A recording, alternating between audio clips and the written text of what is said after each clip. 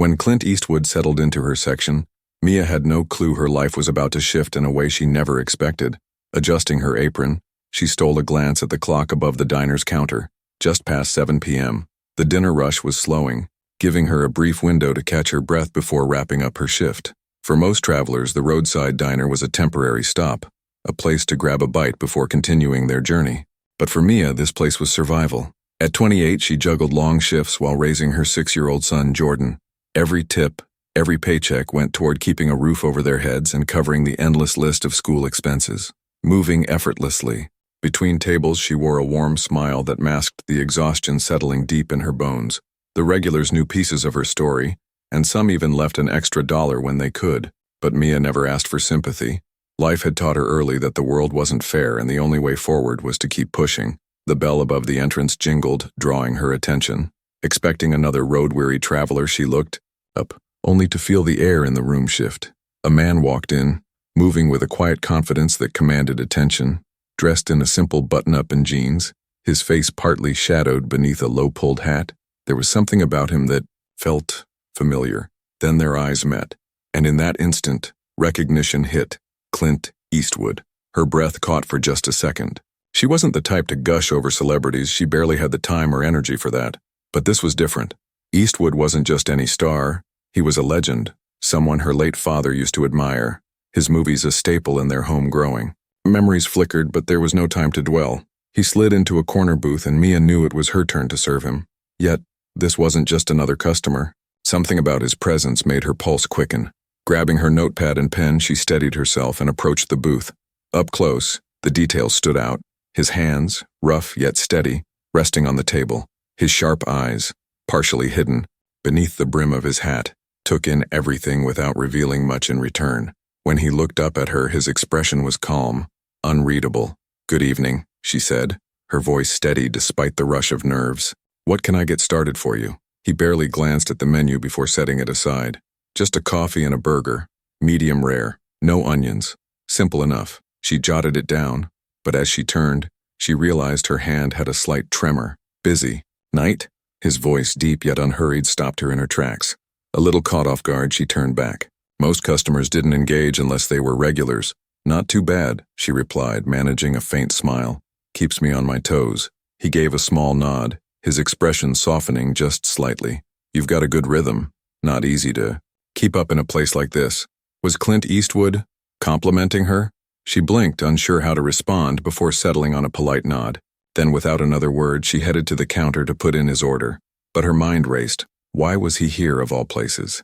A man like him could dine anywhere, in the finest restaurants California had to offer. And yet, here he was, sipping water from a chipped glass, waiting for a simple burger. When his order was ready, Mia carefully carried the plate and coffee to his table. She placed them down, catching a brief appreciative glance from him. "Thank you," he said, his tone simple but sincere. "You're welcome," she replied, keeping her voice casual. But something about this moment felt different. As the night carried on, she kept herself busy, refilling cups, clearing tables, taking new orders. Yet she couldn't help but steal glances toward his booth. He ate slowly, almost like he had nowhere else to be. Occasionally their eyes met, and he'd give a small, polite nod, a silent exchange that sent an unexpected flutter through her stomach. When he finally finished his meal, he lifted a hand slightly, signaling her over. Mia wiped her hands on her apron and approached, keeping her composure. "Everything all right?" He gave a small smile. "Perfect.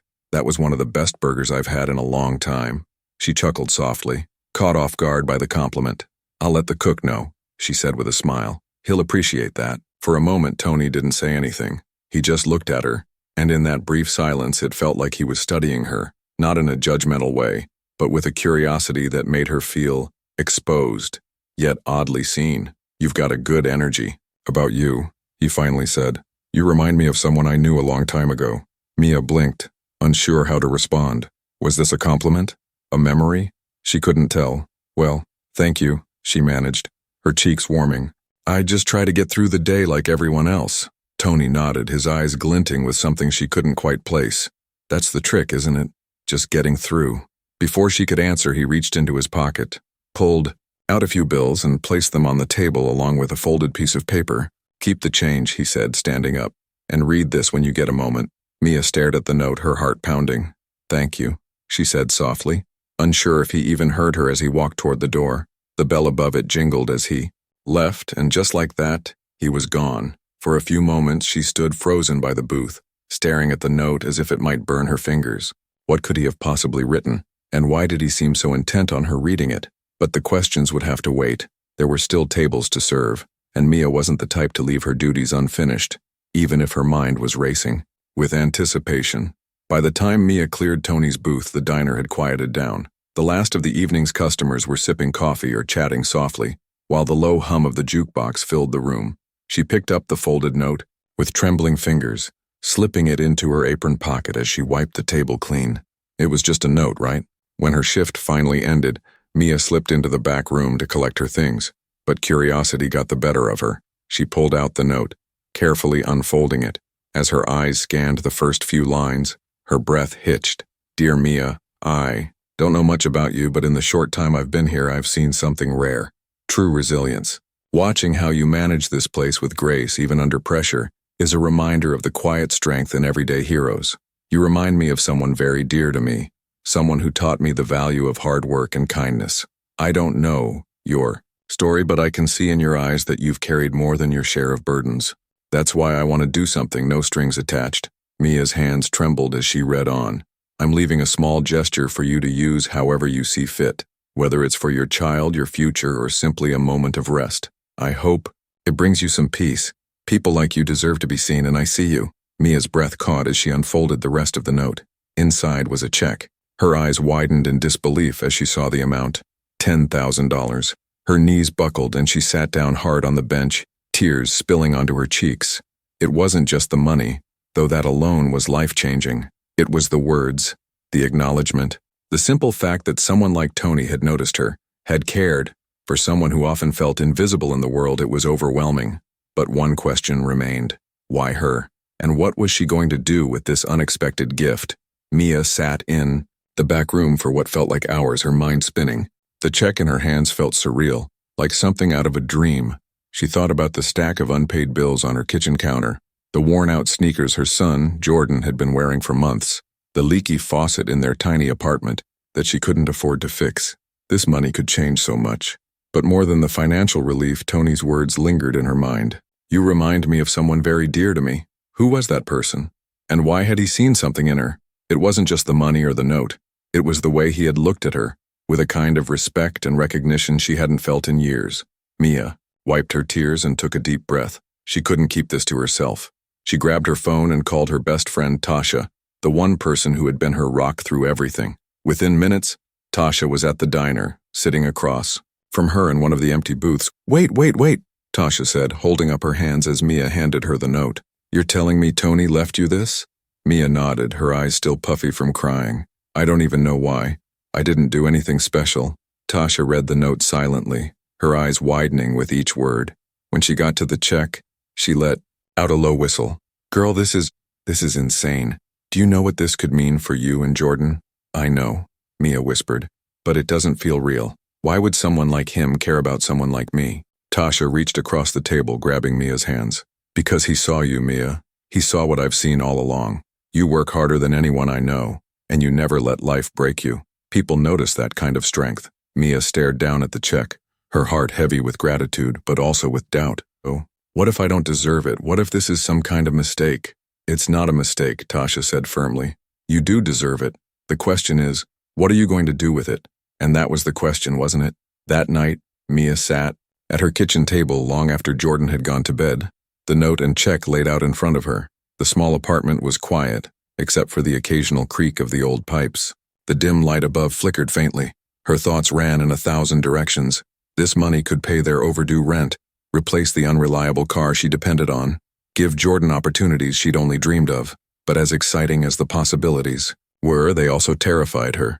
She picked up the note again, reading Tony's words for the 10th time. "I hope it brings you some peace. People like you deserve to be seen. And I see you."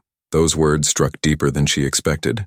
How many years had she spent just trying to stay afloat, working double shifts, skipping meals so Jordan could have enough, pushing herself to exhaustion, feeling like the world didn't care if she made it or not. But Tony had seen her. He had seen her struggle, her determination. her resilience. And for the first time in a long time, Mia allowed herself to believe that maybe, just maybe, she was worthy of something better. Morning sunlight streamed through the window as Mia stood in the kitchen, sipping a cup of coffee and watching Jordan play on the worn-out carpet. The check and note still rested on the table, now folded neatly. After a sleepless night of reflection, one thought remained. This wasn't just about money, it was about hope. She had made up her mind. The first person she called was Tasha, who immediately offered to watch Jordan for the afternoon. Mia didn't go into details. She just said she needed time to figure things out. Tasha didn't question her. "You do what you need to do, girl. I've got you," she said without hesitation.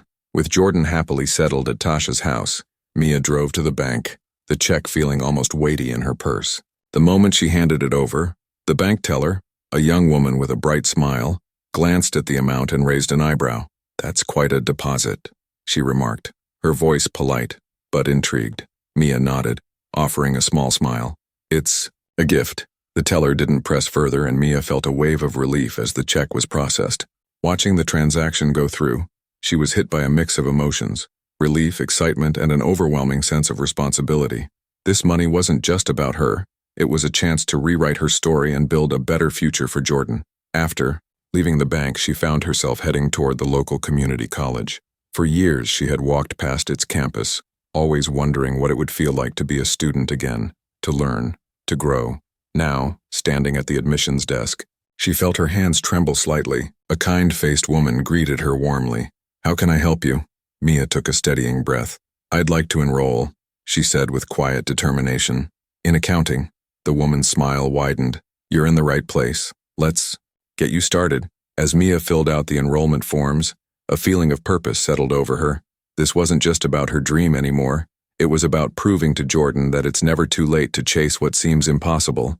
But as she stepped out of the admissions office, another thought took root. What if Clint's gesture wasn't just a gift? What if it was the spark that could ignite something even bigger? A new chapter. Begins weeks turned into months, and Mia's life changed in ways she never imagined. She balanced long shifts at the diner with evening classes, and though it was exhausting, she had never felt stronger. There was a new fire in her, a sense of direction she had been missing for years. Jordan noticed the change too. He would proudly tell his friends, "My mom's going to college." Hearing that never failed to make her smile. But it wasn't just her own life she wanted to change. Inspired by Clint's kindness, Mia started setting aside a small portion of the money to help others in her community. Whether it was a struggling single parent who needed groceries or a student unable to afford textbooks, she quietly stepped in, offering help the way Clint's note had encouraged her to. One evening, as she flipped through her accounting textbook, at the kitchen table, Jordan tugged at her sleeve. "Mom," he asked, his big brown eyes full of curiosity, "do you think that man will ever come back to the diner?" Mia paused, caught off guard by the question. Would Clint ever return? She had no idea, but whether he did or not, his impact on her life was something she would carry forever. "Maybe," she said softly, running her fingers through Jordan's hair. "But even if he doesn't, he's always going to be part of our story." And that was the truth. Clint's gesture had reminded her of the power of kindness, the way a single moment of recognition, of seeing someone's struggles, could change everything. His words had reignited something in her, a belief in herself, in the possibilities of life, and in the importance of paying it forward. As she closed her textbook and got ready for bed that night, Mia felt something she hadn't in a long time: peace. Her journey wasn't over, not by a long shot, but for the first time in years, she wasn't just surviving, she was living. And the next time a stranger walked into her section at the diner, she greeted them with the same warmth and grace, knowing that sometimes, even the smallest interactions could change a life forever, because every act of kindness, no matter how small, has the power to create ripples far beyond what we can see. If this story touched you, don't forget to subscribe and share it with someone who could use a little inspiration today.